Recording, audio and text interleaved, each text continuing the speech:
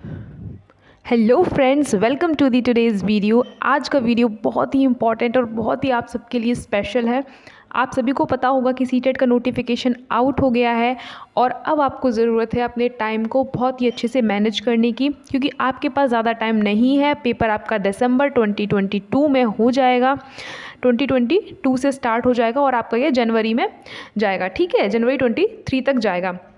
तो आपको बहुत अच्छे से चीज़ों को पढ़ने की ज़रूरत है। आज के इस वीडियो में हम देखेंगे कि आप कैसे पहले अटैम्प्ट में अपने सीटेट को क्लियर कर सकते हैं और वो भी अच्छे मार्क्स के साथ। तो चलिए स्टार्ट करते हैं। सब कुछ इसमें बहुत अच्छे से हम देखने वाले हैं। तो अगर हम बात करें दोस्तों कि एप्लीकेशन स्टार्ट हो जाएंगे 31 अक्टूबर से, ठीक है। सीटेट ने बता दिया है कब क्या होने वाला है।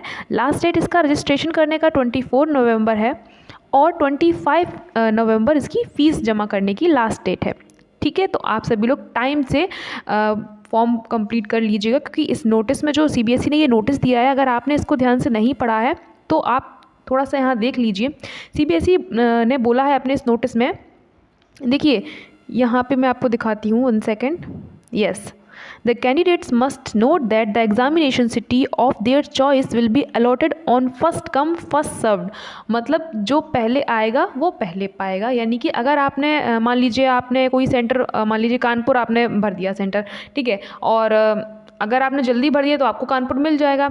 लेकिन अगर आप सबसे लास्ट में फॉर्म भरते हैं और मान लीजिए वहाँ पर अब सीट्स बची ही नहीं है आपको सेंटर अलॉट करने के लिए, तो फिर वो आपको कहीं भी जो आपकी और जो दो आपकी वो रहेंगी चॉइसेस, उनमें आपको वो भेज सकते हैं। लेकिन अगर आप अपनी चॉइस के अकॉर्डिंग जाना चाहते हैं कि मेरा सेंटर यहीं पर पड़े, तो आप पहले टाइम से आप अप्लाई कर दीजिए, ठीक है। इतनी बात आपको समझ में आ गई होगी। First come first served basis इसमें लिखा भी हुआ है, will be allotted the examination city of their choices as per availability in that particular city.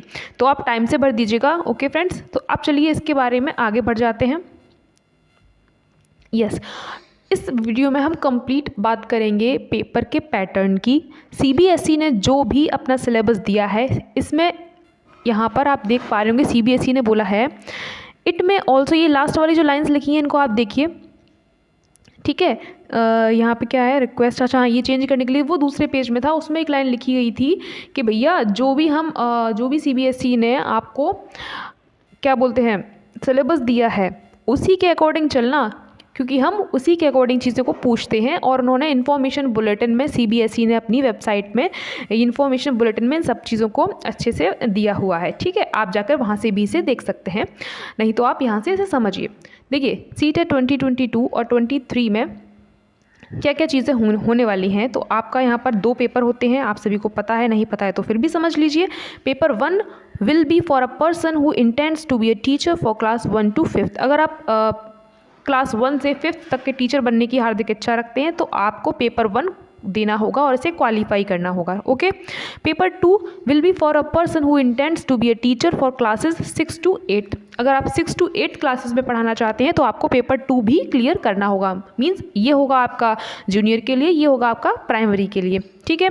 तो आप किसी एक को भी अप्लाई कर सकते हैं। मान लीजिए अगर आपने पहले इसे पास कर रखा है तो आप इसको आप भरना चाहें तो सिर्फ इसको भर सकते हैं, अदरवाइज आप दोनों को भी एक साथ भर सकते हैं, ठीक है। तो आपको 2 पेपर देने पड़ेंगे।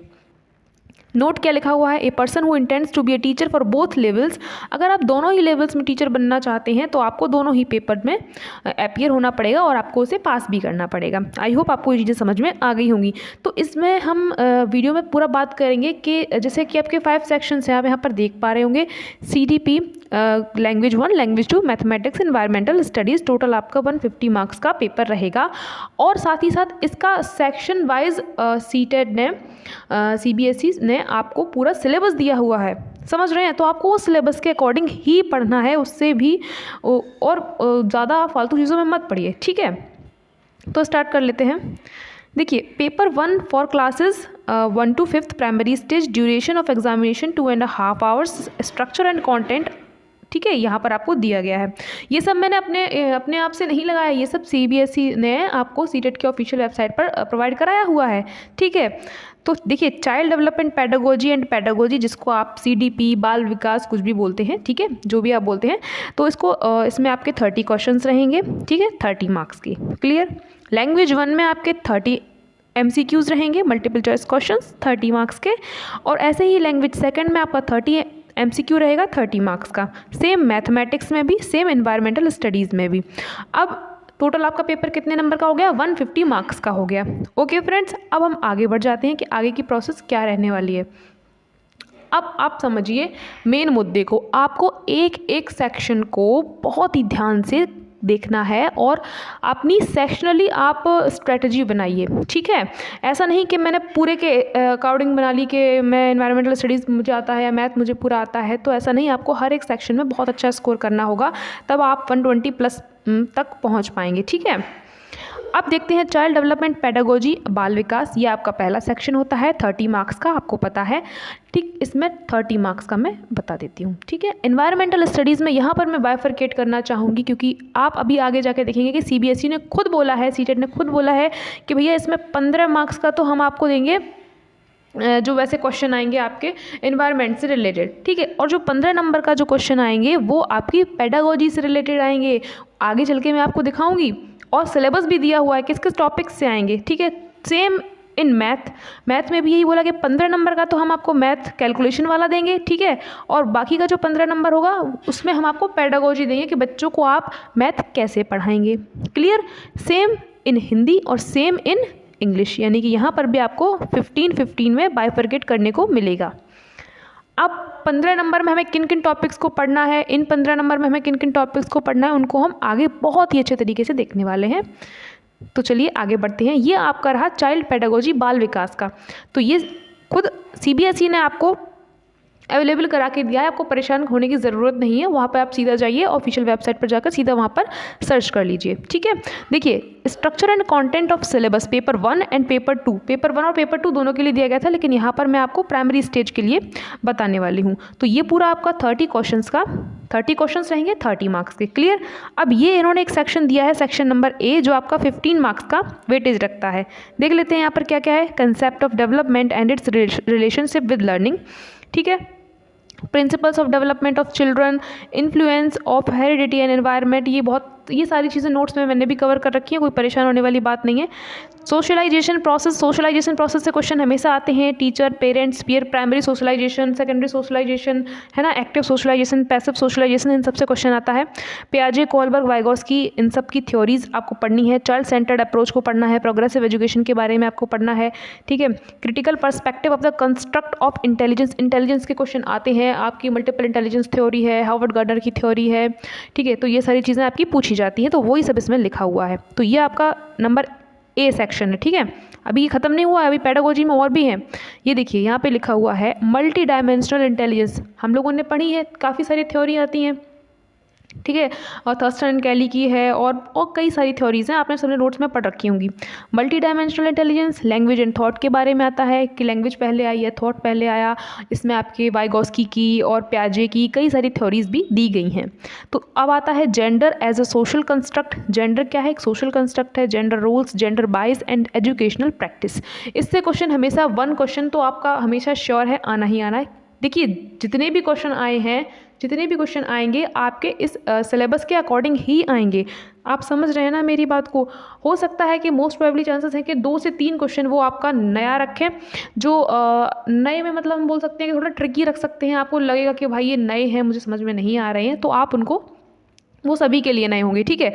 अब बात करते हैं, नेक्स्ट टॉपिक है इंडिविजुअल डिफरेंसेस, बिल्कुल आता है। Among learners, understanding differences based on diversity of language, caste, gender, community, religion etcetera, ठीक है। तो इंडिविजुअल डिफरेंसेस में भी क्वेश्चन बहुत पूछे जाते हैं। बच्चों को आप कई सारे बच्चे बैठे हुए हैं, अलग अलग उनकी कैपेसिटीज़ है ना, अलग अलग एबिलिटीज़ है, तो आप उनको कैसे पढ़ाएंगे? एक साथ पढ़ाएंगे या उनको अलग अलग करके पढ़ाएंगे? मान लीजिए 4 बच्चे, अगर जैसे कि मान लीजिए ये 6 बच्चे हैं, ठीक है, 6 स्टूडेंट्स हैं, मान लीजिए 5 स्टूडेंट्स हैं। 5 स्टूडेंट्स में 2 बच्चे जो हैं पढ़ने में बहुत वीक है और 3 जो है वो बहुत ही शार्प है, इंटेलिजेंट एकदम है। तो आप क्या करेंगे? इनको कैसे पढ़ाएंगे? ठीक है, तो आप क्या करेंगे, इन सभी को साथ में बैठ के पढ़ाएंगे ना, क्योंकि सब एक दूसरे से सीखेंगे बच्चे, ये भी इससे कुछ सीख पाएगा। अगर आप इनको बाइफरकेट कर देंगे तो फिर वो चीज़ सही नहीं रहेगी। हाँ, हम ये ज़रूर कर सकते हैं कि इन बच्चों को हम थोड़ा सा अटेंशन और दे सकते हैं। मान लीजिए पीछे बैठ रहे हैं तो उनको आगे बिठाएंगे, उनकी आवश्यकताओं के अनुसार, जिससे वो सही से चीज़ों को कवर कर सकें, पढ़ सकें। अब इन सब चीज़ों में अब पेडागोजी पढ़ेंगे तो फिर क्लासेस में पढ़ेंगे, अभी हम थोड़ा सा सिलेबस समझ लेते हैं और आपको उससे कनेक्ट करते हुए चलते हैं। ठीक है फ्रेंड्स, अब देखते हैं आगे क्या है। Distinction between assessment for learning, assessment of learning, school based assessment, continuous and comprehensive evaluation, इसे आप CCE करके भी बोलते हैं, याद आ रहा है कुछ, CCE, ठीक है। एवेल्यूएशन, पर्सपेक्टिव एंड प्रैक्टिसेस, ये भी इंपॉर्टेंट है। जितने भी क्वेश्चन पूछे जाते हैं आपके सब सिलेबस के अकॉर्डिंग ही पूछे जाते हैं। ठीक है फ्रेंड्स, तो असेसमेंट आप कैसे करेंगे, बच्चे को आपने कुछ पढ़ाया है, उसको आप टीचर को पता कैसे लगे उसने कुछ जो पढ़ा है उसे आता भी है या नहीं आता है। तो एक तो आप मिड टर्म असेसमेंट करते हो, ठीक है। मिड टर्म में असेसमेंट जैसे हाफ ईयरली एग्जाम होते हैं, वो यूनिट टेस्ट होते हैं, वो भी एक तरह के असेसमेंट ही तो है, ठीक। कंटिन्यूअस एंड कॉम्प्रिहेंसिव एवेल्यूएशन, तो उसका पूरा कंप्लीट एवेल्यूएशन कर लेते हैं कि भैया अब उसने बताओ फाइनली कितना सीख लिया है। तो ये सारी चीज़ें हम बाद में पढ़ेंगे। अब थोड़ा मैं आपको बताती चलती हूँ कि किस में क्या है, तो आपको समझ में आए कि हाँ इस टॉपिक के अंदर मुझे इन चीज़ों के बारे में पढ़ना है। ठीक है फ्रेंड्स, अब नेक्स्ट देखते हैं क्या लिखा है। Formulating appropriate questions for assessing readiness levels of learners, for enhancing learning and critical thinking in the classroom and for assessing learners achievement। तो ये आपकी अप्रोप्रिएट क्वेश्चंस से है, ठीक है। कौन कौन से क्वेश्चंस हमें पूछने चाहिए, तो जो आपकी मेथड्स दिए गए थे, क्वेश्चन मेथड है, प्रश्नोत्तर मेथड है, ऐसे करके आप कई सारे मेथड दिए गए हैं। बच्चों से आप क्वेश्चन किस तरह के पूछेंगे, क्वेश्चन कैसे होने चाहिए, क्लोज एंडेड होने चाहिए, ओपन एंडेड होने चाहिए, है ना। तो इस तरह की टॉपिक्स जो है वो इसमें आएंगे। अब हम थोड़ा आगे बढ़ते हैं पेडागोजी में। यस, यहाँ पर आपका B सेक्शन में दिया गया है, वो जो था इससे पहले जितना भी मैंने बताया उसमें से आपका 15 मार्क्स का आएगा। नंबर समझते चलना, किस में से कितना आ रहा है ये बहुत ही समझना ज़रूरी है, ठीक है।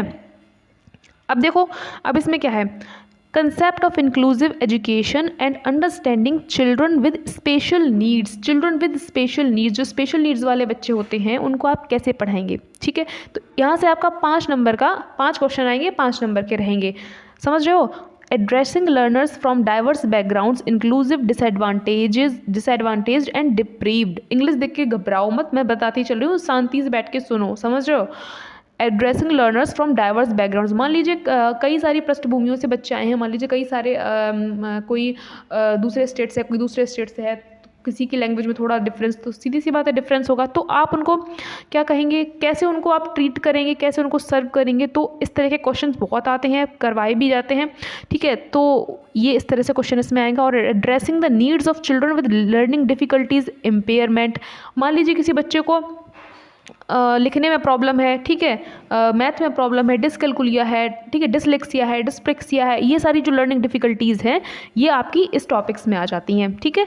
Addressing the talented creative specially abled learners, जो क्रिएटिव बच्चे हैं, ये टैलेंटेड बच्चों के लिए यहाँ पे एक सेगमेंट रखा गया है, उनको आप कैसे पढ़ाएंगे। मान लीजिए क्लास में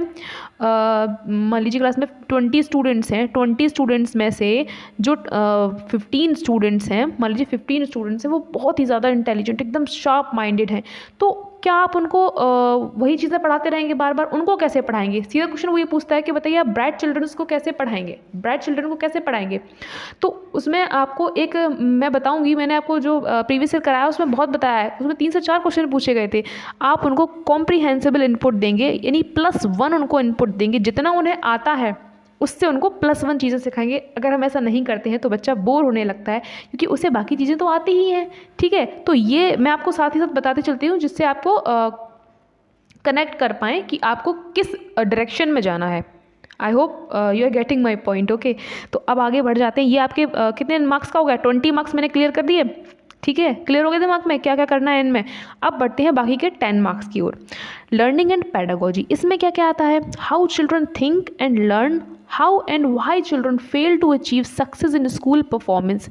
पहली चीज़ ये है कि बच्चा कैसे सोचता है, हाउ चिल्ड्रन थिंक, कैसे सोचता है, कैसे सीखता है, क्योंकि जब हमें ये पता होगा तभी हम उसे पढ़ा पाएंगे। And how and why children fail, और वो फेल क्यों हो जाता है, या तो टीचर में ही कमी होगी, टीचर की जो टीचिंग मेथड्स हैं, ठीक है, वो कहीं ना कहीं मिस्टेक कर रहा होगा। तो हमें असेसमेंट के थ्रू देखना है कि बच्चा कहाँ पर फेल हो रहा है, तो हमें अपनी टीचिंग मेथड्स को हमें इम्प्रूव करना है। तो ये वहाँ से आएगा, ठीक है। Basic processes of teaching and learning, children's strategies of learning, learning as social activity, social context of learning. Learning बच्चे को करानी है सोशल कॉन्टेक्स्ट में, बच्चा बाहर के इन्वायरमेंट के साथ कितना कंफर्टेबल हो पा रहा है। ऐसा नहीं है कि उसे बस 4 किताबें पढ़नी ही आती हैं, बाहर का उसे कुछ ज्ञान ही नहीं है। बाहर के अगर बाहर के मतलब जो आपका सोशल है, समाज है, उससे वो कांटेक्ट नहीं कर पा रहा है, कम्युनिकेट नहीं कर पा रहा है, तो ऐसी लर्निंग किस काम की। ठीक है, 4 किताबें पढ़ ली तो उससे क्या मतलब हो रहा है, आप तो बाहर की दुनिया में कदम रखने लायक ही नहीं हो। तो ऐसी लर्निंग नहीं करानी है बच्चों को। उससे रिलेटेड चीज़ें जो जो कॉन्सेप्ट होती है, जो नॉर्मल चीज़ें हैं, उनसे ही क्वेश्चन पूछे जाते हैं। अगर आप उनको समझ जाते हैं कि क्वेश्चन पूछने का मतलब पीछे दिमाग क्या चल रहा है एग्जामिनर का, तो आप क्वेश्चन को अटैम्प्ट कर पाएंगे। घबराने की कोई भी ज़रूरत नहीं है, क्वेश्चन बड़े आएंगे। ठीक है, आए थे और आएंगे।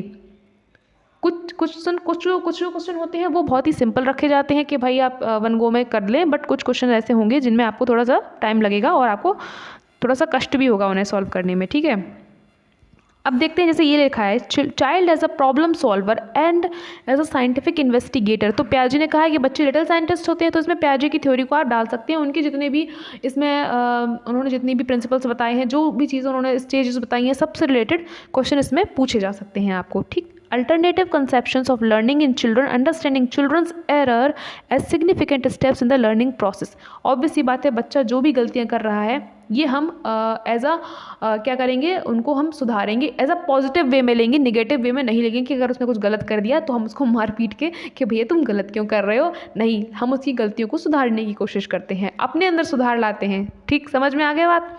अब देखो कॉग्निशन एंड इमोशंस। तो कॉग्निशन एंड इमोशंस पे तो ये आता है, कॉग्निशन और इमोशन एक दूसरे से रिलेटेड है, इंटर रिलेटेड है, नहीं है, और कितने इमोशंस होते हैं, किसने दिया है, ये सारी चीज़ें नोट्स में कवर है, कुछ भी छूटा नहीं है उसमें से, आप वहाँ से कवर कर सकते हैं।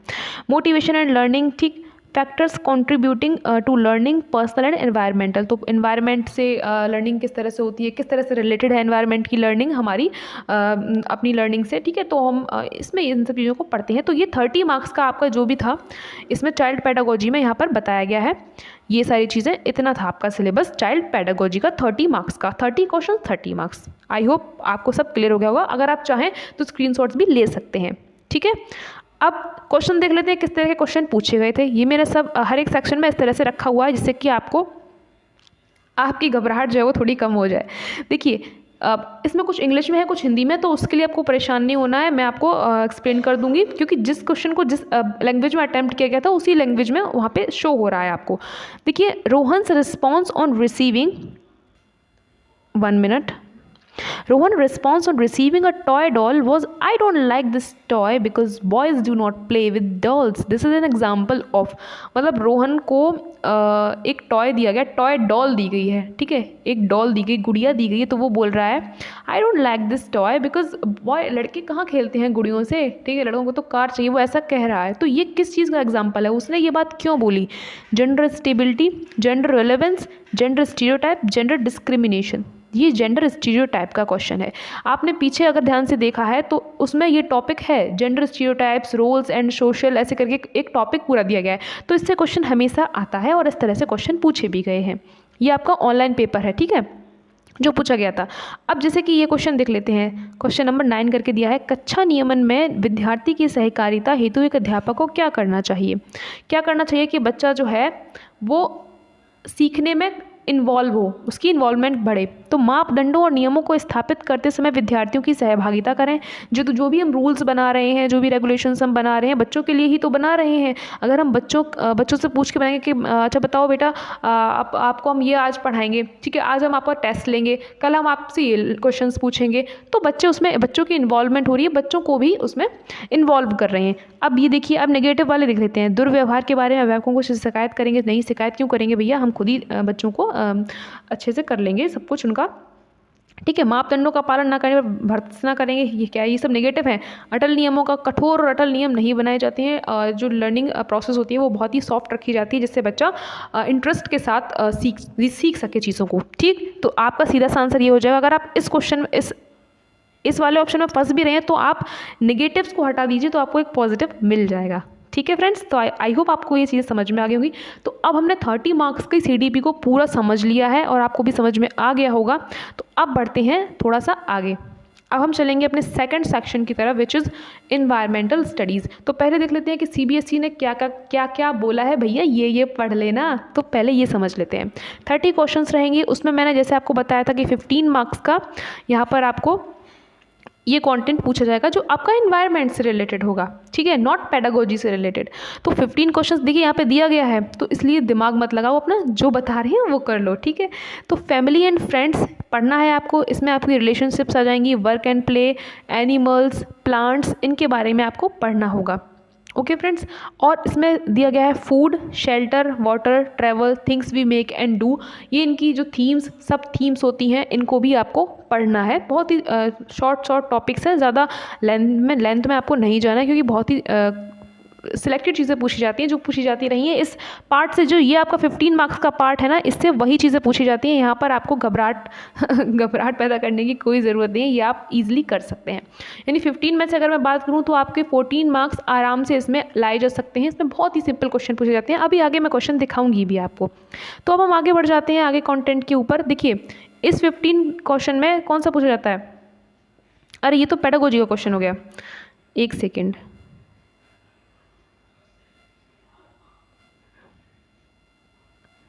आई थिंक इसमें पेडागोजी के ही क्वेश्चन इसमें ऐड हो गए हैं, मैंने इसमें थोड़ा सा मिस्टेक कर दिया, आई एम सॉरी। चलिए क्वेश्चंस को देख लेते हैं। क्वेश्चंस तो सारे ही आपको ही करने हैं, ये पूछे ही गए थे। Which of the following is not an effective way to facilitate problem solving skills among students. तो कौन सी एक ऐसी स्किल नहीं है, प्रॉब्लम सॉल्विंग स्किल नहीं है, जो हमें स्टूडेंट्स के बीच अपनानी चाहिए, ठीक है। तो बताइए, provide students with a variety of learning materials to find solution of the problem. हम different variety of materials, learning materials, कई सारी किताबें ला दी, भाई करो, सॉल्व करो प्रॉब्लम को, 20 किताबें पटक दी उनके सामने, क्या ऐसा करोगे? नहीं, ठीक है, नहीं करेंगे। Encourage students to brainstorm and generate ideas to solve problems, ये थोड़ा सा पॉजिटिव है, हम इसमें ऐसा कर सकते हैं। देखिए अगर आपको एक बार में समझ में नहीं आ रहा है तो आप कई बार क्वेश्चंस को पढ़िए, क्योंकि पेपर में क्या होता है, एक बार पढ़ जाते समझ में ही नहीं आता है ये है क्या। देखिए आप देख सकते हैं, which of the following is not an effective way to facilitate problem solving skills among students. Not लिखा है, कौन सी प्रॉब्लम सॉल्विंग स्किल्स हमें फैसिलिटेट नहीं करनी है बच्चों के बीच में, ठीक है। तो प्रोवाइड स्टूडेंट्स, एक सेकेंड्स को मैं साफ कर देती हूँ, आप पढ़िए। Provide students with a variety of learning materials to find solution of the problem. Encourage students to brainstorm and generate ideas to solve problems, ठीक है, हो सकता है। Emphasize one use of predetermined step by step procedure for every problem.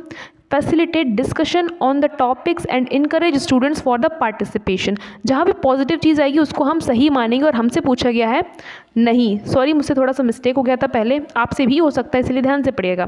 Facilitate discussion on the topics and encourage students, तो encourage करना है, ये सही है। उल्टा पूछा गया है, समझ रहे हो, उल्टा पूछा गया है, कौन सा इसमें सही नहीं है, तो पहले हम ये देख लेते हैं कौन सा इसमें सही है। तो ये सही है, ठीक है, इनकरेज करेंगे, हम उनको इनकरेज करेंगे। देखना अभी, provide students with a variety of learning materials to find the solution of problems, हम उनको लर्निंग मटेरियल्स अवेलेबल करा देंगे, ठीक है, ये भी सही है। सॉरी मैंने इसको पहले गलत बता दिया था, क्योंकि मैं यहाँ पर नॉट पढ़ना भूल गई थी। Emphasise one use of predetermined step by step procedure for every problem. अरे भैया एक ही तरीका है, इसी तरीके को फॉलो करते रहो, इसी तरीके को फॉलो करना है, एक भी स्टेप छोड़ना नहीं है। और बहुत ही हम क्या कर रहे हैं, one use of pre determined, एक ही चीज़ को बार बार फॉलो करें। तो हर एक प्रॉब्लम को अगर हम नई नई तरीक़ों से बोलते हैं, क्रिएटिविटी क्या है, अगर हम एक प्रॉब्लम है उसको कई सोल्यूशंस निकाल पा रहे हैं तो we have a creative mind, ठीक है। तो ये इसमें यहाँ पे ये प्रोसेस लगेगी और इसका आंसर हो जाएगा 3, क्योंकि ये प्रोसीजर हमें नहीं अपनाना है और हमसे यही पूछा गया था कि which is not an effective वे, ठीक है। तो ये आपका क्वेश्चन आया है किसका, पेडागोजी का, ये मैंने आपको इसी में बता दिया, क्योंकि यहाँ पे मैंने ये वाला क्वेश्चन ऐड नहीं किया है, तो वो ईजी से पूछा था। जैसे आपका क्या बोलते हैं, स्नेक से पूछा गया था, बताइए कौन सा स्नेक से ज़्यादा, कौन सा स्नेक जो है जहरीला है। वो आपके जो 4 स्नेक्स दिए जाते हैं, कोबरा एंड फाई, कैरेट, ऐसे करके दिए गए थे, ठीक है। अब जैसे ये है माइंड मैपिंग के बारे में, इसको आप देख लीजिए। क्लास 3 के विषय मानचित्रण के अंतर्गत कौन सा क्रियाकलाप छात्रों के लिए सबसे उपयुक्त होगा। क्लास 3 का बच्चा है, बताओ। ये आपका इसका है एनवायरमेंटल पेडागोजी का, उसे अपनी कक्षा का चित्र बनाने को कहेंगे। हम ये कहेंगे कि बच्चे आप अपनी क्लास का डायग्राम बना दो, पिक्चर बना दो, आस पड़ोस का चित्र बना दो, अपने घर का चित्र बना दो, घर से स्कूल का रास्ता अंकित करने को कहना। तो ये सबसे इफेक्टिव है ना, क्योंकि बच्चा जो है वो मैपिंग कर रहा है। हम क्या सिखा रहे हैं उसे, एनवायरनमेंट सिखा रहे हैं, तो वहाँ पर वो तालाब देखेगा, पेड़ देखेगा, सारी चीज़ों को वहाँ पे मैप मैपिंग करके बनाएगा। तो सबसे अच्छा तरीका तो यही हो जाएगा मैपिंग का, ठीक है। तो ये क्वेश्चन बहुत ही ईजी था, इसमें कुछ इतना है नहीं। अब ये 15 मार्क्स की आपकी ईवीएस की पैडागोजी आएगी, जो सीबीएसई ने बोला है कि भैया ये 15 नंबर के 15 क्वेश्चन आएंगे 15 नंबर के, और यहाँ से हम पूछेंगे तो आप यही पढ़ लो, तो आपको यही पढ़ने हैं, ठीक। पैडागोजिकल इश्यूज देख लेते हैं। Concept and scope of EVS, सब लोग कहते हैं कि भैया ये बहुत टफ आता है, हमारा होता नहीं है, सही नहीं हो पाता, हमसे गलत हो जाते हैं क्वेश्चन, अब सब होंगे सही। Concept of and scope of EVS, EVS का स्कोप क्या है, किस क्लास से किस क्लास के बच्चों तक हमें पढ़ानी है, ये भी क्वेश्चन पूछा जाता है 3 to 5। Significance of EVS, integrated EVS, कैसे हम ईवीएस को इंटीग्रेट करके पढ़ाते हैं, कितने इसमें सब्जेक्ट इंटीग्रेटेड होते हैं, राइट। अगर आपने इससे पढ़ा है थोड़ा सा तो आप समझ पा रहे हो कि मैं आपको किन किन चीज़ों के बारे में बताती जा रही हूँ। Environmental studies and environmental education क्या है, लर्निंग प्रिंसिपल्स कौन कौन से होने चाहिए, ये मैंने कराई भी है क्लासेस में। लर्निंग प्रिंसिपल कौन कौन से होने चाहिए, सूक्ष्म से, ये सब करवाए थे, स्थूल से सूक्ष्म की ओर, है ना, मूर्त से अमूर्त की ओर, ऐसे करके मैंने कराए हैं, simple to complex. Scope and relation to science and social science, तो हम साइंस एंड सोशल साइंस को रिलेट करके पढ़ाते हैं, इंटीग्रेट करके पढ़ाते हैं विद इन्वायरमेंट, समझ रहे हो।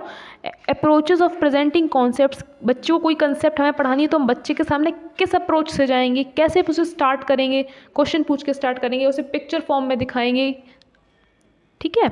एक्टिविटीज़ कौन सी करानी है, एक्सपेरिमेंट भी हमें कराने पड़ेंगे, डिस्कशन भी हमें कराना है। CCE क्या लिखा है, कॉम्प्रिहेंसिव कॉन्टिन्यूअस एवेल्यूएशन, ये पीछे मैंने बताया था। टीचिंग मटेरियल एड्स, तो इसमें आपका जितने भी टीचिंग मटेरियल एड्स कौन कौन से हैं, विजुअल एड्स, ऑडियो एड्स, सब आपने पढ़े होंगे, है ना। जैसे कि आपका टीवी हो गया और रेडियो हो गया, ठीक है, प्रोजेक्टर हो गया, ये सारी विजुअल एड्स पढ़े हैं आपने।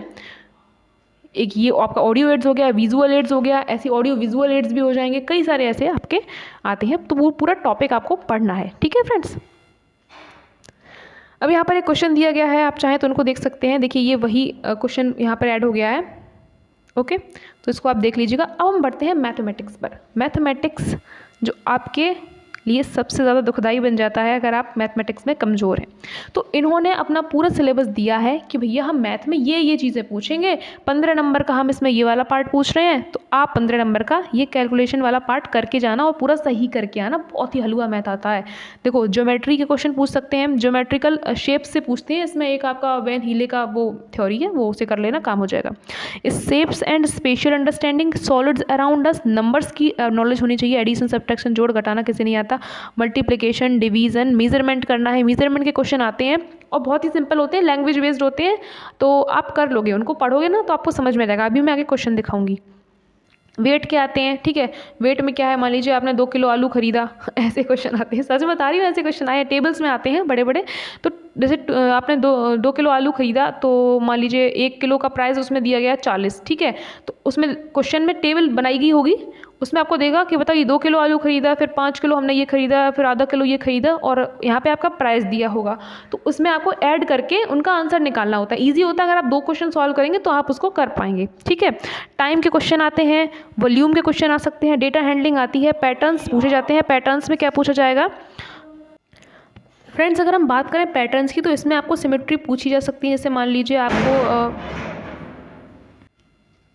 तो फ्रेंड्स पैटर्न्स में आपसे सिमेट्रीज पूछी जा सकती है। मान लीजिए सी है तो इसमें सिमेट्री कौन सी है, ये वाली है, ये वाली है, तो ये टॉपिक्स आपको पढ़ने हैं, ठीक। तो ये आपका हो गया मैथमेटिक्स का। इसके बाद जैसे आप देख सकते हैं, तो इस तरह के कैलकुलेशन, सिंपल कैलकुलेशन जो आपकी 8th क्लास तक होती हैं, वही पूछी जा सकती हैं। ये देखिए आप देख सकते हैं यहाँ पर 7, 8, 6, 3, 6, 4 में दोनों 6 के स्थानीय मानों का गुणनफल निकालना है। ये वाला 6 दिया है, इसका और इसका, ठीक है, तो आप सिंपली कर सकते हैं 6, 0, 6, 1, 2, 3, इनका आपको मल्टीप्लाई कर देना है, तो आपका ये सिंपल से आंसर हो जाएगा 1, 2, 3 एंड 4, ठीक। तो इस तरह से क्वेश्चन पूछे जाते हैं नॉर्मल, इसमें आपको कोई परेशानी वाली बात नहीं है। जैसे कि ये क्वेश्चन आया है, तो इसमें देखिए 3 मित्र क्रमशः 20 मिनट, 30 मिनट और 45 मिनट के अंतराल पर अपने मोबाइल फ़ोन पर संदेश प्राप्त करते हैं। उनमें से उन्हें संदेश एक निर्धारित समय पर एक साथ प्राप्त होना शुरू हुआ, वे कितने समय के बाद पुनः एक साथ संदेश प्राप्त करेंगे। तो इस तरह के क्वेश्चन भी पूछे गए थे, तो आपको समझ में मतलब ध्यान में रखना है कि आपको किस तरह के लेवल के क्वेश्चंस प्रैक्टिस करने हैं। ठीक है फ्रेंड्स, तो इसमें आपको कुछ नहीं करना था, इन सभी का एलसीएम ले लेना था और जो मिनट्स आते हैं उनको आवर्स में चेंज करके इसका, क्योंकि आवर्स में आंसर दिया गया, घंटों में आंसर दिया गया, तो आपको घंटे निकाल लेने थे। बहुत ईजी क्वेश्चन आते हैं, ऐसे ही क्वेश्चन आपके पूछे भी जाएंगे। तो आगे बढ़ जाते हैं। अब हम देखते हैं मैथ्स पेडागोजी। मैथ्स पेडागोजी में भी सीबीएसई ने बताया है कि हम आपको यहाँ से ऐसे क्वेश्चन देंगे, तो आप इन क्वेश्चंस को, इन टॉपिक्स को कवर करके जाइए। तो वो आपका 15 मार्क्स का हो गया, 15 क्वेश्चंस। अब यहाँ पर आपका 15 मार्क्स के 15 क्वेश्चंस देखिए।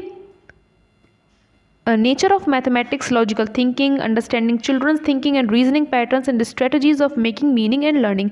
इनको आप पढ़ लीजिए। देखिए नॉर्मल जो पेडागोजी जो है वो आपकी जो आपने सीडीपी में पढ़ी है, ठीक है, तो चीज़ें तो वही हैं, बच्चे को आप सिखाएंगे कैसे, फिर चाहे वो आप मैथ सिखा रहे हों, ईवीएस सिखा रहे हों, साइंस सिखा रहे हों, हिंदी सिखा रहे हों, इंग्लिश सिखा रहे हों, तो थोड़ा बहुत चेंज आ जाता है कि किस लैंग्वेज को किस तरह से सिखाना है। बाकी जो अप्रोच है वो ऑलमोस्ट सेम रहती है, कहीं कहीं पर आपको सब्जेक्ट के अकॉर्डिंग चेंज करना पड़ता है। ठीक है, आई होप आप समझ पा रहे हो कि मैं क्या समझाना चाह रही हूँ आपको। Language of mathematics, community mathematics, evaluation through formal and informal methods, ये चीज़ें आपको कैसे आएंगी, कहाँ मिलेंगी, कहीं नहीं मिलेंगी, या आपको प्रैक्टिस से आएंगी। जितना आप सीडीपी के क्वेश्चंस को प्रैक्टिस करेंगे, मैथ के जो पेडागोजी क्वेश्चन पूछे गए हैं उनको प्रैक्टिस करेंगे, प्रैक्टिस प्रैक्टिस प्रैक्टिस प्रैक्टिस से सब आ जाएगा आपको। Clear. Diagnostic and remedial teaching, तो ये आप किस में पढ़ते हैं बताइए। डायग्नोस करेंगे बच्चे की प्रॉब्लम क्या है, फिर उसके बाद उसकी प्रॉब्लम की कहाँ उसे प्रॉब्लम आ रही, क्यों वो प्लस नहीं कर पा रहा है, अगर प्लस कर पा रहा है तो मल्टीप्लाई क्यों नहीं कर पा रहा है। ठीक है, तो इस तरह की प्रॉब्लम आपको यहाँ पे डायग्नोस करनी है, उसके बाद आप उसको इम्प्रूव करेंगे, सुधारेंगे, तो ये आपकी रेमेडी करेंगे आपकी, तो क्या हो जाएगी, रेमेडियल टीचिंग हो जाएगी। इस तरह से होगा, चीज़ों को करना है। चलो उसके क्वेश्चन देख लेते हैं, क्वेश्चन किस तरह के पूछे गए थे। तो ये देखो क्वेश्चन, ये देखो, ये हवा उड़ाने वाला क्वेश्चन है।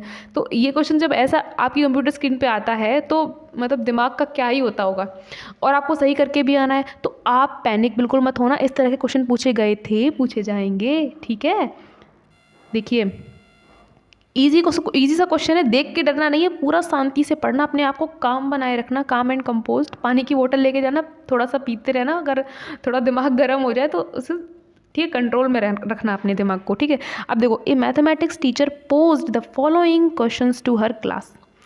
टेक 4 डिजिट्स, एक बार में समझ में नहीं आएगा, 2 बार पढ़ना, 3 बार पढ़ना। ठीक है, क्वेश्चन सही करके आना।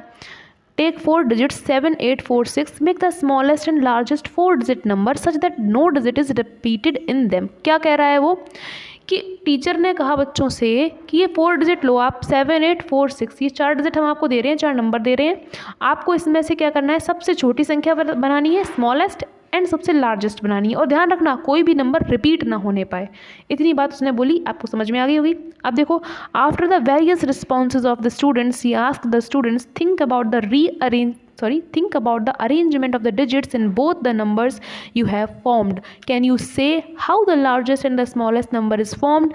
Write down your procedure. Which of the following statement is most appropriate in the above context? तो ये सब कहाँ चल रहा है, आपके दिमाग में एक पिक्चर बन पाई होगी। एक टीचर है जो पढ़ा रही है क्लास में, बच्चों को मैथ पढ़ा रही हैं, बोल रही हैं कि बच्चों ये 4 डिजिट लो, स्मॉलेस्ट नंबर बनाओ, लार्जेस्ट नंबर भी बनाओ। बच्चे बना रहे हैं, जैसे भी कर रहे हैं, तो फिर उनको वो गाइड कर रही हैं। तो ये प्रोसेस के बारे में पूछा गया, विच of the following statement is most appropriate in the above context. तो इस कॉन्टेक्स्ट में कौन सा आपका नीचे ये जो दिए गए हैं ऑप्शन सही है, तो अब इनको पढ़ जाओ, शांति से पढ़ जाओ। The teacher is keeping the students engaged to maintain discipline in the class. क्या वो डिसिप्लिन बनाने की कोशिश कर रही हैं? नहीं, डिसिप्लिन वो तो सिखा रही हैं बच्चों को। दूसरा पढ़ते हैं, the teacher wants to understand the student thinking process involve in the answers given by them. ये कुछ पॉजिटिव लग रहा है, कुछ भी समझ में ना आए तो कुछ पॉजिटिव की तरफ चले जाइए, बी पॉजिटिव। ठीक है, तो यहाँ पे क्या लिखा है, देखो ऊपर अगर हम बढ़ें तो यहाँ लिखा है, वो बच्चों से कहती है कि दिखाओ भैया आपका प्रोसीजर क्या है, कैसे आप बना रहे हो, बोल रही है ना। तो अब देखो, तो दूसरे में आपको चांस है, मैं एक टिक कर देती हूँ। ठीक है, थोड़ा बहुत चांस है यहाँ पर, उम्मीद है। नंबर 3 ऑप्शन वो कह रहा है the teacher is saving her time of assessing the students by asking the students to assess their answers themselves. मतलब टीचर इसलिए बच्चों से कह रही है कि अपने आंसर खुद चेक कर लो क्योंकि वो अपना टाइम बचाना चाह रही हैं। तो ऐसा तो बिल्कुल भी नहीं है, ये भी निगेटिव है, ये भी निगेटिव है, ये थोड़ा सा पॉजिटिव था। अब हम फोर्थ भी पढ़ लेते हैं। The teacher is confusing the students who have given the correct answer. तो ये कन्फ्यूज, बच्चों को कन्फ्यूज़ करेंगे क्यों, हमें ऐसा, हम तो बच्चों को सिखाना है, तो आपका मोस्ट अप्रोप्रिएट आंसर यही आ जाएगा। और आप एक बार में पढ़ेंगे, 2 बार में तो आपको ये चीज़ समझ में आ जाएगी 110%। और जब आप एक बारी में इन चारों ऑप्शंस को पढ़ेंगे तो आप बिल्कुल सही ऑप्शन को पिक कर पाएंगे, I am sure. Okay friends, तो इस तरह के क्वेश्चन आपके पेडागोजी में पूछे जाएंगे, तो आप इसके लिए भी तैयार रहिएगा। अब हम आ जाते हैं लैंग्वेज की तरफ, जो आपके 2 सेक्शन होने वाले हैं। हमने 3 सेक्शंस को कवर कर लिया है, आप बता सकते हैं। देखिए सीडीपी आपका हो गया है, एनवायरनमेंट ईवीएस हो गया है, और मैथ्स के बारे में आपने समझ लिया है कि हमें क्या क्या चीज़ों को फॉलो करना है। अब हम आगे बढ़ेंगे अपनी लैंग्वेज की तरफ, जो आपके 2 सेक्शन हो जाएंगे 60 मार्क्स का। ठीक है, तो हम कितने नंबर का काम करके आए हैं? 90 मार्क्स का हमने काम कर लिया है। यानी कि अगर आप इन 3 सेक्शंस को भी बहुत ही गंभीरता से पढ़ लेते हैं तो आपके 90 तो आ ही जाएंगे, तो आपका पास तो हो ही रहा है। पूरे में पूरे नहीं आएंगे, इसीलिए अभी आपको 2 सेक्शंस और करने पड़ेंगे। ठीक है, तो लैंग्वेज 1 और 2 में बढ़ते हैं। अब इनका थोड़ा सा मामला समझिए। You can choose 2 language in both sections as per your interest and knowledge. ठीक है, लैंग्वेज 1 आपको जो सिलेक्ट करनी है वो कैसे सिलेक्ट करनी है उसे ध्यान से समझ लीजिएगा। यहाँ पर एक चार्ट दिया है सीटेट ने, ये लैंग्वेज आप चूज़ कर सकते हैं। तो लैंग्वेज 1 क्या है? The test items in language 1 will focus on the proficiency related to the medium of instruction. ठीक, जो लैंग्वेज 1 रहेगी आपकी, उसमें कुछ ऐसी चीज़ें पूछी जाएंगी। The test items in language 2 will focus on the elements of language communication and comprehension abilities. दोनों ही चीज़ें अलग हैं। तो लैंग्वेज 1 आपको सिलेक्ट करनी है, जो भी आपकी मदर टंग है। अगर आप हिंदी लेना चाहें तो आप हिंदी को ही प्रेफर करें यहाँ पर। ठीक है, अगर आप हिंदी समझ रहे हैं ना, तो आप हिंदी को अपना मदर टंग अगर है आपकी, तो आप इसमें लैंग्वेज 1 इसे हिंदी के साथ आप जा सकते हैं, बहुत ही सही रहेगा, बिल्कुल मक्खन आती है। इसके बाद आपका आएगा लैंग्वेज 2। लैंग्वेज 2 आप कोई भी अपनी ले सकते हैं अपने इंटरेस्ट के अकॉर्डिंग। यहाँ पर ये दिया भी गया है, गुजराती, कन्नड़, खासी, मलयालम, काफ़ी सारी दी गई हैं। तो जो भी आपको सही लगता है, इंग्लिश या वैसे नॉर्मली पीपल यहाँ पर इंग्लिश या संस्कृत में से किसी एक को सिलेक्ट करते हैं, तो आप किसी को भी यहाँ पर सिलेक्ट कर सकते हैं। ठीक है फ्रेंड्स, तो आई होप आपको ये चीज़ समझ में आ गई होंगी। अब हम पढ़ेंगे कि लैंग्वेज 1 में सिलेबस किस तरह का रखा जाता है। एक चीज़ मैं आपको और बताना चाहूँगी कि ऐसा नहीं है कि आप लैंग्वेज 1 में हिंदी ही ले सकते हैं। लैंग्वेज 1 आप इनमें से किसी लैंग्वेज को ले सकते हैं, किसी भी लैंग्वेज को ले सकते हैं। और लैंग्वेज 2 आप उस लैंग्वेज को छोड़कर, जिसे आपने फर्स्ट में लिया है, कोई सी भी ले सकते हैं। तो ये आपके अकॉर्डिंग रहेंगी। आपको जब आप ऑनलाइन फॉर्म भरेंगे तो आपको यहाँ पर ध्यान में रखना है कि आपकी कौन सी लैंग्वेज रहेगी। अगर आप साउथ से हैं तो आप किसी भी साउथ की लैंग्वेज जो आपकी मदर टंग है उसको एज अ लैंग्वेज 1 चूज़ कीजिएगा प्लीज़। मैं आपको यही सजेस्ट करूँगी, बहुत ही ईजी रहेगी आपके लिए। और जो सेकंड लैंग्वेज रहेगी, अगर आप उसे इंग्लिश में कंफर्टेबल है तो आप इंग्लिश ले सकते हैं, या फिर जो आपकी जिसमें आप नॉलेज रखते हैं उसको ले सकते हैं। ठीक, फर्स्ट लैंग्वेज आपको वही चूज़ करनी है जहाँ से आप बिलोंग करते हैं, जो भी आपकी मदर टंग है। आई होप आप समझ गए होंगे कि मैं आपको क्या समझाना चाह रही हूँ। अब हम आगे बढ़ जाते हैं लैंग्वेज 1 के सिलेबस एंड पैटर्न पर। तो लैंग्वेज 1 में क्या आएगा, सेम चीज़ मैं आपको पहले भी बता चुकी हूँ। 30 क्वेश्चंस रहेंगे, 30 मार्क्स के रहेंगे, लेकिन यहाँ पर भी बाइफरकेशन होगा। जो भी लैंग्वेज आप सिलेक्ट करते हैं ये उसका सिलेबस दिया गया है, इसलिए उन्होंने अलग से नहीं बताया। जो भी आपकी लैंग्वेज रहेगी, जितने मैंने आपको पीछे दिखाए थे टेबल में, उनको कैसे आपको उनका पैटर्न क्या रहेगा। तो एक तो आपका पूछा जाएगा उस लैंग्वेज का कॉम्प्रीहेंशन, जो लैंग्वेज आपने सिलेक्ट करी है। ठीक है, 15 क्वेश्चंस, 15 मार्क्स। आपको एक कॉम्प्रीहेंशन भी दे सकता है, 2 कॉम्प्रीहेंशन भी दे सकते हैं। नॉर्मली वैसे 2 कॉम्प्रीहेंशन पूछे जाते हैं। ठीक है, अभी हम आपको दिखाएंगे किस तरह के कॉम्प्रीहेंशन। अभी रुको ना, जब कॉम्प्रीहेंशन देखोगे ना आप, तब असली मज़ा तब आएगा आपको। बहुत बहुत मज़ा आएगा, सच बता रही हूँ, इसलिए भी कह रही हूँ, रुको थोड़ा सा रुक जाओ। रीडिंग अनसीन पैसेज आएंगे, 2 पैसेज, 1 प्रोज और ड्रामा, 1 फ्रॉम पोएम। ठीक है, तो इसमें लिखा है 2 आएंगे, तो एक प्रोज से आएगा, एक पोइट्री से आएगा। Inference, grammar and verbal ability, थोड़ा बहुत इसमें वो आपका एंटोनिम्स या सिनोनिम्स करके पूछ लेते हैं पैसेज में ही, थोड़ा सा ग्रामेटिकल यहाँ पर वो पूछ सकते हैं। ठीक है, इसके बाद आता है, ये आपका 15 मार्क्स का हो गया। फिर 15 मार्क्स का और आगे बढ़ जाओ, यहाँ पर आपकी आएगी पेडागोजी। चाहे आप हिंदी लें, चाहे आप इंग्लिश लें, कुछ भी ले रहे हैं, कोई सी भी लैंग्वेज है, आपको ऐसा ही पैटर्न मिलेगा। 15 मार्क्स का पैसेज मिलेगा उस लैंग्वेज में और 15 मार्क्स का पेडागोजी आएगी। पेडागोजी मतलब बच्चे को आप वो लैंग्वेज कैसे पढ़ाएंगे, ठीक है। तो ये चीज़ें रहेंगी। Learning and acquisition, principle of language teaching, इन्होंने इसलिए इंग्लिश में दे रखा है क्योंकि ये सारी भाषाओं के साथ मतलब आप समझ पाएंगे कि हाँ, इस अगर आप मान लीजिए गारो ले रहे हैं, खासी ले रहे हैं, वो जो और लैंग्वेज दी गई थी कन्नड़ वगैरह ले रहे हैं, तो जो भी आप लैंग्वेज ले रहे हैं तो उसका पैटर्न यही रहेगा।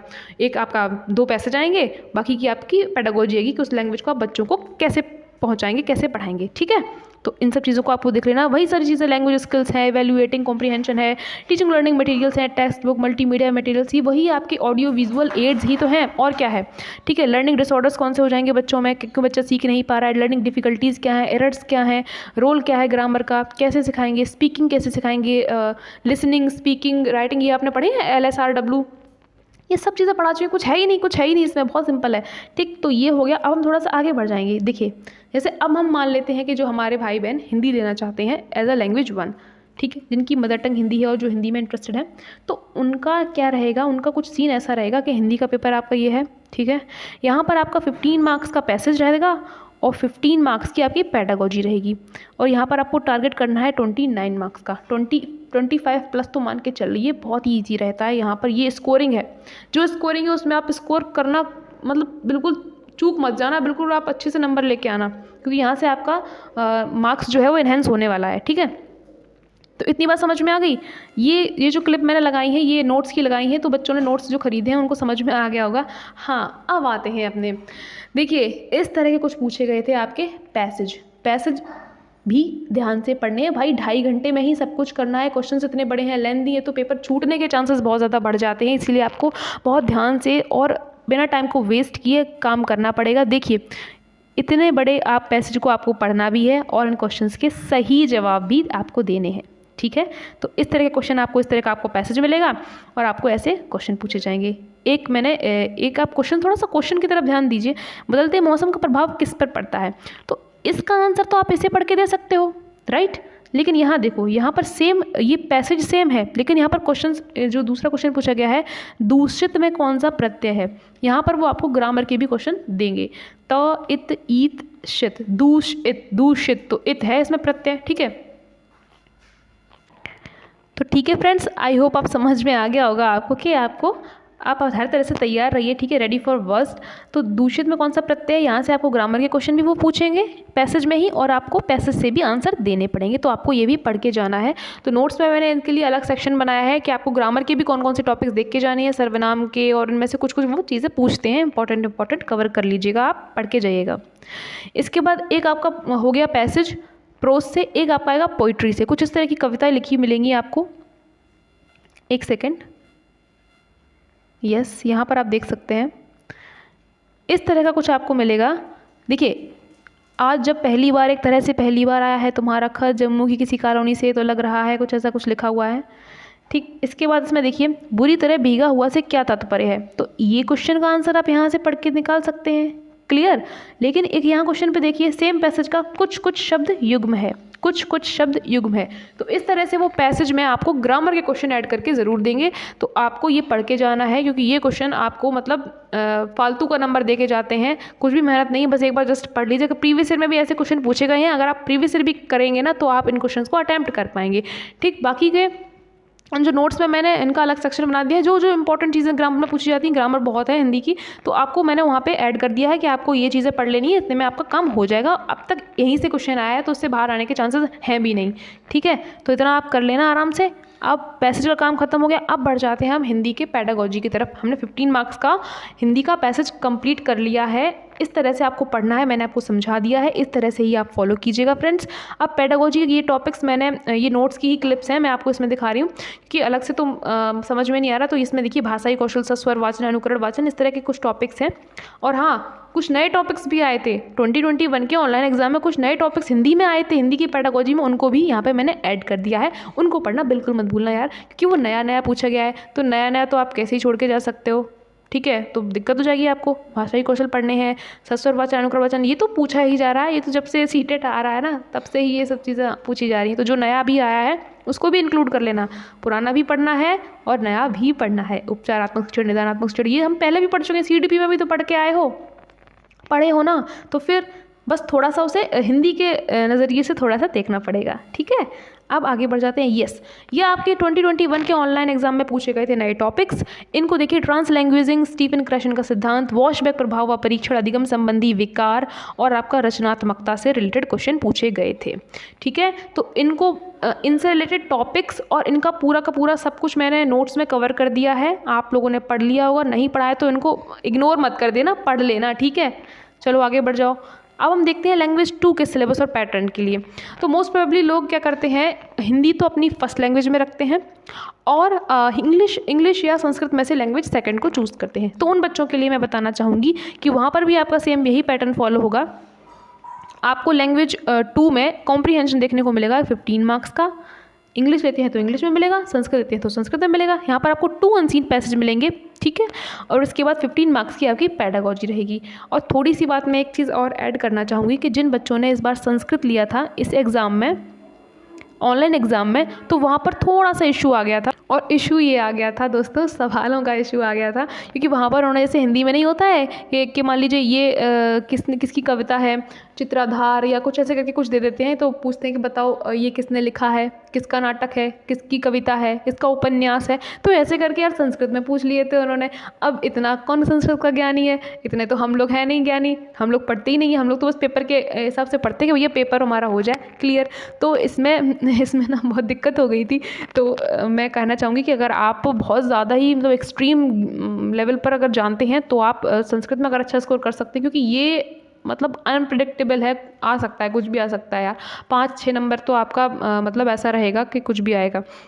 तो अगर आप इंग्लिश में कंफर्टेबल हैं तो प्लीज़ यार इंग्लिश ले लेना, पढ़ना जानते हो इंग्लिश को तो इतने तो सभी जानते हैं, बहुत ईजी आती है, ज़्यादा उसमें कुछ लफड़ा होता नहीं है, तो आराम से हो जाती है यार। 20 मार्क्स आप आराम से ले आते हो, 20+ आराम से आ जाते हैं प्रैक्टिस करने से और जो भी सिलेक्टेड चीज़ें हैं उन्हें पढ़ने से। और मैं भी क्लासेस करा रही हूँ तो आपको बहुत ही आराम रहेगा। ठीक है, तो समझ लो आपको क्या करना है। ठीक है, तो ये सारी चीज़ें रहेंगी आपकी, English pedagogy, Hindi pedagogy, English pedagogy लो आप, या फिर जो भी आप लैंग्वेज सेलेक्ट करना चाहते हो एज अ लैंग्वेज 2, उसमें आपका ये सब पूरा कंटेंट आएगा। तो इसको आप देख सकते हैं, स्क्रीनशॉट ले सकते हैं, जैसा भी आपको उचित लगता है। ठीक है, अब हम आगे बढ़ जाएंगे। देखिए लैंग्वेज स्किल्स में एक चीज़ और आपको, रेमेडियल टीचिंग, फोकस करना उन चीज़ों पर। अभी ये पहले ही पढ़ के, इसलिए मैं नहीं करा रही हूँ ना, क्योंकि चीज़ें तो वही हैं, बस उनका पूछने का तरीका बदल जाएगा। उन क्वेश्चंस को आप अटैम्प्ट करेंगे जितना, आप समझ पाएंगे कि नेचर क्या है पेपर का। लैंग्वेज स्किल्स हो गई, एवेल्यूएटिंग लैंग्वेज कॉम्प्रीहेंशन हो गया, प्रोफिशिएंसी हो गया, लैंग्वेज डिसऑर्डर्स हो गए। ठीक है, प्रिंसिपल्स हो गए। कौन कौन से प्रिंसिपल्स होते हैं बताओ? लर्निंग एंड एक्विजिशन, यहाँ पे लर्निंग एक्विजिशन थ्योरी भी थी आपकी। ठीक है, LAD की बात करते थे, नॉम चॉम्स्की की थ्योरी। कुछ याद आ रहा है? कुछ आ रहा है ना दिमाग में? देखो टीचिंग लर्निंग मटेरियल्स, जो टीचिंग एड्स थे, विजुअल एड्स, ऑडियो एड्स, सब तो वही है यार। मतलब है क्या, एक बार पढ़ लो तो मतलब दिमाग में रह ही जाएगा। बिल्कुल बहुत ईजी है, कुछ भी नहीं है इसमें। ठीक, तो ये सारी बात हो गई। अब मैंने ये अब एक बात समझिए आप, इंग्लिश को मान लीजिए अगर आपने लैंग्वेज 2 लिया है, अब मैं उन बच्चों को बताना चाहूँगी थोड़ा जिन्होंने अगर इंग्लिश ली है, English pedagogy as a language second. ठीक है, तो आपको क्या क्या चीज़ें करनी है फॉलो। मेरे जो नोट्स हैं, ठीक है, मैंने भी अपने नोट्स अवेलेबल करा दिए हैं, इनको आप परचेज़ कर लीजिएगा, बहुत ही अफोर्डेबल प्राइस पर हैं। और मैंने अपने मतलब हाथों से लिखे हैं, हैंड रिटन नोट्स हैं, तो आपको एकदम सही से मतलब समझ में आ जाएगा सारी चीज़ें, कोई दिक्कत नहीं होगी। अगर आप इंग्लिश को नहीं भी समझ पा रहे हैं तो वहाँ पे मैंने थोड़ी थोड़ी हिंदी की भी हिंट्स दे रखी हैं, जिससे कि आपको समझ में आ जाए। ठीक, और इसके साथ ही साथ प्लेलिस्ट जो चल रही है, प्लेलिस्ट में मैंने सारे जो भी ये नोट्स हैं ना, इन नोट्स को मैंने एक्सप्लेन कर दिया है, जिससे कि सबसे इंपॉर्टेंट चीज़ ये नहीं है कि आपको कहीं से भी लिखा मिल जाए। लिखा तो यार हर जगह है, बहुत जगह, बहुत किताबों में लिखा हुआ है, लेकिन समझना बहुत ज़रूरी है। इसीलिए जो भी इसमें लिखा है उसको समझाया यहाँ पर गया है। ठीक है, तो अगर एक लाइन लिखी है ना, तो उस एक लाइन के पीछे के जो 4 मतलब है ना, वो यहाँ पर समझा रही हूँ मैं। तो कंसेप्ट जब क्लियर हो जाएंगे, यही तो कंसेप्ट है। फिर कहते हो यार सीटेट में कंसेप्ट समझ में नहीं आता, सीटेट टफ है, तो टफ नहीं है भैया, कंसेप्ट है, समझ लो कंसेप्ट, तो बहुत ईजी है, कुछ भी नहीं है। तो यहाँ पर आपको समझनी है। तो यहाँ पर मैंने 12 क्लासेस ले ली हैं और यहाँ पर क्लासेस मतलब ऑलमोस्ट ख़त्म होने वाला है, जितना भी आपका है। इसके बाद हम लोग यहाँ पर। और इनमें क्या होगा, क्लासेस भी हैं और क्वेश्चंस भी कराए जा रहे हैं, टॉपिक वाइज टॉपिक क्वेश्चंस भी हो रहे हैं। तो आप इस प्लेलिस्ट को फॉलो ज़रूर करें, ठीक है। तो इतना काम आपको करना है और फिर हम इसके बाद प्रीवियस ईयर पेपर्स पे स्विच करने वाले हैं बहुत ही जल्दी। तो इन चीज़ों को आप कर लें तो आपका लैंग्वेज सेकेंड में काफ़ी अच्छा स्कोर हो जाएगा, ठीक है फ्रेंड्स। तो चलिए अब आगे बढ़ते हैं। तो इस तरह का कुछ पैसेज था। तो पहले आप 2 मिनट इसको देख लीजिए, ठीक है। 2 मिनट वीडियो को पॉज करके इस पैसेज को पढ़ने की कोशिश कीजिए। ये पूरा एक पैसेज है और मैं आपको बता दूं कि जब इस पैसेज को आप यहाँ से पढ़ते हुए आएंगे, देखो भाई, यहाँ से पढ़ते हुए आओगे ना आप ये, और फिर आओगे यहाँ पर, उसके बाद इस क्वेश्चन का आंसर देना है। तो अब आप क्या करोगे, अब आप सोचोगे पहले पैसेज पढ़ूँ या पहले क्वेश्चन पढ़ूँ। तो पहले क्वेश्चन पढ़ना, ठीक है, बता रही हूँ सही से। तो पहले पढ़ना क्वेश्चन क्या है, the school had been in existence for. अब देखो कि इसका आंसर कहाँ है। अगर इसे पढ़ने में लग गए तो भैया बहुत दिमाग ख़राब हो जाएगा। ऐसे ही हिंदी में थे, ऐसे ही इंग्लिश में है। अभी इंग्लिश के भी तो पैसेज हलवा नहीं आ रहे हैं। पैसेज एक ज़माने में हलवा आया करते थे कि गए और बस कुछ भी करके मतलब काम चल गया हमारा, पैसे सही हो गए। लेकिन अब आपको दिमाग की बहुत सख्त ज़रूरत है, तो बादाम बादाम खाना शुरू कर दो, ठीक है। तो ऐसे पैसेज आएंगे तो दिमाग को पूरा एकदम मतलब कपा देंगे आपके, ठीक। तो देखो ये दूसरा क्वेश्चन है, ये दूसरा पैसेज है। एक तो ये पैसेज हो गया और एक ये पैसेज आया था, और इस पैसेज के ही 5-5 क्वेश्चन 6-6 क्वेश्चन आए थे। 15 क्वेश्चन आने हैं ना, समझ में आ गई बात। कैलकुलेशन समझते रहो दिमाग में। 15 नंबर के पैसेज आएंगे आपके यहाँ पर। तो ये एक क्वेश्चन, ये टाइप 2 पैसेज है, देख पा रहे हो ना, ये टाइप 2 पैसेज है। तो इसमें देखो 1 पैरा दिया गया, 2nd पैरा दिया गया, 3rd पैरा दिया गया, 4th पैरा दिया गया। इसके बाद आपको यहाँ पर ये क्वेश्चन दिया गया है। तो आपको अगर ऐसे क्वेश्चन मिलता है तो आप सबसे पहले क्वेश्चन पढ़ लो, which of the following is not a benefit of stationary cycling. अब एक वन गो में इसको ऐसे पढ़ के चले जाओ। अब वहाँ पे पढ़ने का भी तरीका ये मैं बताऊँ, मैं बता दे रही हूँ आपको। मुंह से मत पढ़ने लग जाना, मुंह से मतलब ऐसे बोल बोल के मत पढ़ना। बोल के जब पढ़ते हो तो क्या होता है, टाइम बहुत वेस्ट होता है। मन में एकदम बोलते हैं साइलेंट रीडिंग करना, तो आपको साइलेंट रीडिंग करनी है, वो भी एकदम फास्ट, आपको समझ में आ जाए। तो उससे क्या होगा, ज़रा सा भी आपको एक व्यू मिल जाएगा कि भैया ये लाइन कहाँ आ रही है, तो आप तुरंत देख के इसका आंसर क्लिक कर पाओगे। तो इस तरह से ये बहुत आपको शार्प माइंड तरीके से पेपर को अटैम्प्ट करना है, नहीं तो पेपर समझ लो क्या करेगा आपका, ठीक है। तो अब हम बात करते हैं पेडागोजी के क्वेश्चंस की। पेडागोजी का सिलेबस मैंने आपको बता दिया है, लैंग्वेज स्किल्स और वीडियो एड्स, डिसऑर्डर्स, और यही सारी चीज़ें। आप कैसे लैंग्वेज पढ़ाएंगे, एक्विजिशन कैसे करवाएंगे, तो इन सब चीज़ों से ही रिलेटेड आप पे क्वेश्चन पूछे जाते हैं। तो जो लोग ये समझते थे अब तक, उनको इतना वीडियो देखने पर एक चीज़ तो समझ में आ ही गई है। तो जो लोग अभी तक ये समझ रहे थे ना कि भैया, तो जो बच्चे अब तक ये समझ रहे थे कि पैसेज में तो भैया हम पूरा स्कोर करके आएंगे, 15 नंबर का हिंदी में, ठीक है, 15 30, तो उनके लिए मैं कहना चाहूँगी कि भैया प्रैक्टिस करना बहुत अच्छे से, क्योंकि ऐसे 30 में 30 नहीं आ जाएंगे आपके, क्योंकि आपने देख तो लिया ही है कैसे पैसेज आते हैं। तो आपको रीडिंग हैबिट जो है वो बहुत अच्छी करनी पड़ेगी, क्योंकि आपको उतना ही टाइम मिलेगा, आप इतने टाइम में इतनी जल्दी चीज़ों को पढ़ पाएँ और उनका जवाब दे पाएँ, समझ लो। तो प्रैक्टिस बहुत लगेगी आपको। तो अब हम देख लेते हैं पेडागोजी के क्वेश्चन। इंग्लिश पेडागोजी के क्वेश्चन इतना ज़्यादा टफ नहीं आए हैं, सिंपल आए हैं, ठीक आए हैं, आप इनको अटैम्प्ट कर सकते हैं, ठीक है। देखिए, मदर टंग बेस्ड मल्टीलिंगुअलिज्म, अब यहाँ पर आपको एक क्वेश्चन दिख रहा है, mother tongue based multilingualism is. मान लीजिए बच्चे जो हैं वो अपनी मदर टंग को बोल रहे हैं। अब कई सारे भाषाओं के बच्चे हैं जो अपनी अपनी मदर टंग को क्लासरूम में बोल रहे हैं। तो आप बताइए, every learners begin her schooling in her mother tongue and move on to study in English medium in school. All schools teacher teach through the medium of the mother tongue or home language. Third बोल रहा है, every learner begins her schooling in her mother tongue home language and moves on to add many more languages in school. ठीक है। तो इस तरह का question आपके पूछा जाएगा और इसका आंसर आपको दिख रहा है, option number 3 is the right answer. तो इस तरह से क्वेश्चन पूछे जाएंगे आपके। एक ये और पूछा गया, ये मैं आपको पहले बता चुकी हूँ, इनपुट हाइपोथेसिस। जो ब्राइट चिल्ड्रन होते हैं, जिनको बहुत अच्छे से चीज़ें पहले से ही आती हैं, आप उनको और एक्स्ट्रा पढ़ाना चाहते हैं, उनकी कॉम्पिटेंसी को बढ़ाना चाहते हैं, तो आप क्या करेंगे। तो इस तरह क्वेश्चन काफ़ी सारे पूछे गए। 1 स्टेप बिहाइंड, एक स्टेप पीछे जाएंगे, एक स्टेप आगे जाएंगे। Way ahead of, parallel to या पैरेलल चलते रहेंगे, जितना आता है वही पढ़ाते रहेंगे। नहीं, हमें उससे आगे पढ़ाना है, एक स्टेप थोड़ा सा आगे हमें पढ़ाना है, जिससे बच्चा बोर ना हो। तो आपको समझ में आ गया होगा, इस तरह के क्वेश्चन भी पूछे गए थे, ठीक है। तो अब आप बताइए कि अब आपको कैसा लग रहा है, सारी चीज़ों को समझकर कैसा पेपर आएगा। मैंने आपको सारी चीज़ें बता दी हैं दोस्तों कि किस तरह से आपको पेपर को करना है अटैम्प्ट, ठीक है। तो अब थोड़ा सा इसे और देख लेते हैं। यहाँ पर कुछ फाइनल टचअप देने की मैंने कोशिश करी है कि आपको अब किन चीज़ों को ध्यान में रखना है जिससे आपका पेपर ना सिर्फ क्रैक हो बल्कि अच्छे मार्क्स से क्रैक हो। ठीक है, अच्छे नंबर आने चाहिए। तो देखो, आपको क्या करना है, घबराना नहीं है। हाँ, वो बात अलग है कि पेपर थोड़ा सा हार्ड आता है, हार्ड मीन्स लेंदी ज़्यादा आता है, तो आपको पेशेंस बना के रखना है और चीज़ों को अच्छे से पढ़ना है, तभी आप उसका आंसर दे पाएंगे। अगर आप घबरा गए या हड़बड़ाहट में आपने कुछ सही से नहीं पढ़ा तो हो सकता है कि आपका सही होता हुआ क्वेश्चन जो है वो गलत हो जाए, फिर बाद में आपको रिग्रेट होगा। ठीक, तो इसलिए आप दिमाग बिल्कुल तरोताज़ा करके जाना। लैंग्वेज 1 एंड लैंग्वेज 2 को बहुत ही सही से चुनना है आपको। पहली लैंग्वेज अपनी मदर टंग रखिएगा, लैंग्वेज सेकंड को अपनी नॉलेज के अकॉर्डिंग रखिएगा। मैंने आपको सिलेबस बता दिया है, किस तरह के क्वेश्चन पूछे जाएंगे वो भी आपको समझ में आ गया होगा। Start reading and revising all concepts. जितना भी पढ़ चुके हैं बस जल्दी से फटाक से उनको रिवीजन कर जाओ, सबका रिवीजन कर लो, कुछ भी मत छोड़ना, क्योंकि और साथ ही साथ ओल्ड फैशन की तो सब चीज़ें निपटानी है। ठीक है, जितना भी पहले का है, जो अब तक पूछा जाता रहा है, कन्वेंशनल है, उसको तो पढ़ना है, लेकिन भैया नया मत भूल जाइयो, क्योंकि नया जो है वो इस बार भी पूछा जाएगा। नए जो टॉपिक्स हैं वो मैंने नोट्स में इंक्लूड कर दिए, तो वो बात बाद में करेंगे। ठीक है, तो नया जो टॉपिक्स, नए जो टॉपिक्स हैं उन सबको भी पढ़ के जाना है। Start previous year papers and practice. पहले ये सारी चीज़ें कर लेना, पहले तो फॉर्म भर लेना, ठीक है, फिर रिवाइज कर लेना, फिर जब पुराना रिवाइज हो जाए तो नया रिवाइज कर लेना और फिर प्रीवियस ईयर क्वेश्चन पे स्विच कर जाना।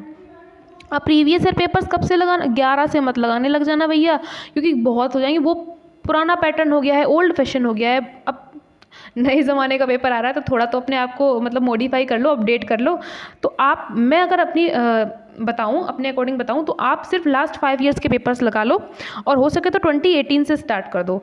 ठीक है, क्योंकि 2018 का, 19 का और 20 का हो जाएगा, और जो 21 के अभी जो शिफ्ट में आए हैं क्वेश्चन पेपर, नए वाले जो आए हैं उनको ज़्यादा लगाओ, वो आपके लिए बहुत ज़्यादा बेनिफिशियल रहेंगे। ठीक, और ऑनलाइन एग्जाम में आए हुए क्वेश्चंस को ज़रूर लगाना, ये तो मैंने आपको बता ही दिया है। और फिर बचता है revise revise revise, practice practice practice, और आपका पेपर क्रैक हो जाएगा। ठीक है, तो इतनी सारी चीज़ें रहीं। आपको वीडियो कैसा लगा, पसंद आया है? अगर आपकी थोड़ी सी भी हेल्प हुई है तो अपने दोस्तों के साथ बिल्कुल यार शेयर कर देना, क्योंकि शेयरिंग इज़ केयरिंग। शेयर नहीं करोगे तो दोस्तों का भी क्रैक हो जाएगा, भला हो जाएगा, तो आपको दुआएं देंगे। तो नोट्स की थोड़ी सी मैं आपको बात बताना चाहूँगी कि तो इस तरह के कुछ नोट्स हैं, काफ़ी बच्चों ने लिए भी हैं, तो वो सब रिवाइज़ कर जाएं प्लीज़। मैं उनसे कहना चाहूँगी कि जल्दी से उनको रिवाइज़ कर जाओ, अब मत रखे रहो यार, कब पढ़ोगे फिर। देखो, इस तरह से आपका ये हिंदी मीडियम के नोट्स हैं CDP के, और ये आपके इंग्लिश मीडियम CDP के नोट्स हैं। तो जिन बच्चों को भी इंग्लिश मीडियम में दिक्कत आ रही है तो ये फुल इंग्लिश मीडियम में नोट्स हैं, और ये आपके बाइलिंगुअल वाले हैं, तो आप इनको परचेज़ कर सकते हैं। ठीक है, अभी और भी नोट्स दिखाती हूँ, रुक जाओ यार।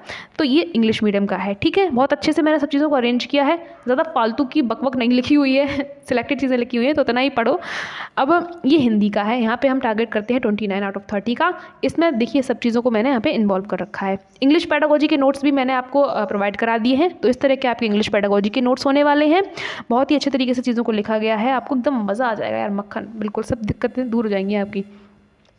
और हाँ, लाइक शेयर सब्सक्राइब करना तो आप भूल ही नहीं सकते, भूलेगा भी मत। सोशल मीडिया हैंडल्स पर आप मुझे फॉलो कर सकते हैं। नोट्स के लिए आप मुझे व्हाट्सअप कर सकते हैं, नंबर दिया गया है 8171875946।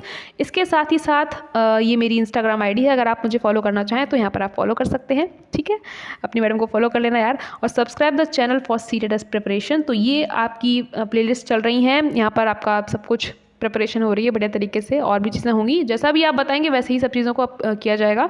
तो ठीक है दोस्तों, फिर थैंक यू। और लास्ट में एक बात ज़रूर अब्दुल कलाम जी की पढ़ लेते हैं साथ ही में। उम्र थका नहीं सकती, ठोकरें गिरा नहीं सकती, अगर ज़िद हो जीतने की तो हार भी हरा नहीं सकती। तो इसी हौसले और जुनून के साथ आपको पढ़ाई करनी है। पेपर देख के मत डरो यार, क्या लिखा है, ज़िद हो ना जीतने की तो हार भी नहीं हरा सकती, इस पेपर की भी कोई औकात नहीं होगी। आप अपने आप को इतना सक्षम बना लो, इतना कैपेबल बना लो। ठीक है, प्रैक्टिस करो जम के और पढ़ाई करो, मेहनत करो। पेपर में यार 1 ही महीना तो रह गया है, 1-1.5 महीने का टाइम है, बस लग जाओ यार अब तो। ठीक है, तो all the best, thank you, जय हिंद।